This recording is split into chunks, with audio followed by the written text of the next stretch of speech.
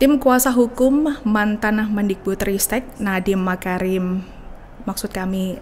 Anwar Makarim menyerahkan bukti tambahan dalam sidang lanjutan pra-peradilan penetapan tersangka terhadap Kejaksaan Agung atau Kejagung di Peradilan Negeri Jakarta Selatan pada Kamis 9 Oktober 2025. Bukti tersebut melengkapi dokumen yang sebelumnya telah diajukan kepada Hakim Tunggal Pra-Peradilan Iketut Darpawan. Dalam hal ini, tim hukum berharap seluruh bukti dan fakta persidangan dapat menjadi pertimbangan hakim untuk menghasilkan putusan yang adil, termasuk membatalkan penetapan tersangka terhadap Nadiem dalam kasus dugaan korupsi pengadaan Chromebook di Kementerian Pendidikan, Kebudayaan, Riset, dan Teknologi periode 2020 hingga 2022.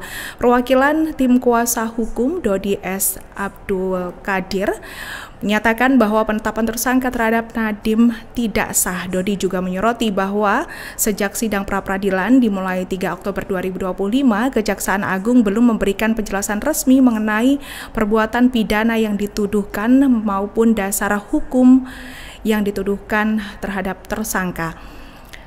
Dodi beranggapan bahwa proses yang dijalankan Kejagung cacat hukum secara formil dan material.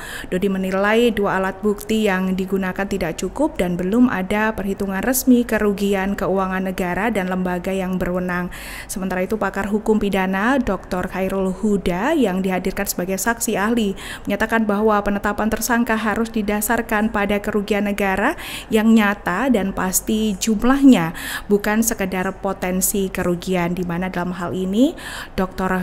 Khairul Huda juga menegaskan bahwa hasil ekspos penyidikan tidak dapat dijadikan sebagai alat bukti yang sah. Dirinya juga menyebut bahwa kerugian negara dalam perkara korupsi harus benar-benar terjadi dan dapat dihitungkan secara pasti sebelum penetapan tersangka dilakukan.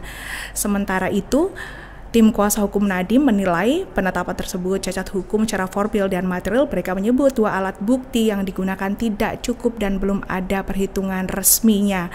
Dalam hal ini, Nadiem disangkakan melanggar pasal 2 ayat 1 Jo pasal 3 Jo pasal 18 Undang-Undang Pemberantasan Tindak Pidana Korupsi serta pasal 55 ayat 1 ke 1 KUHP.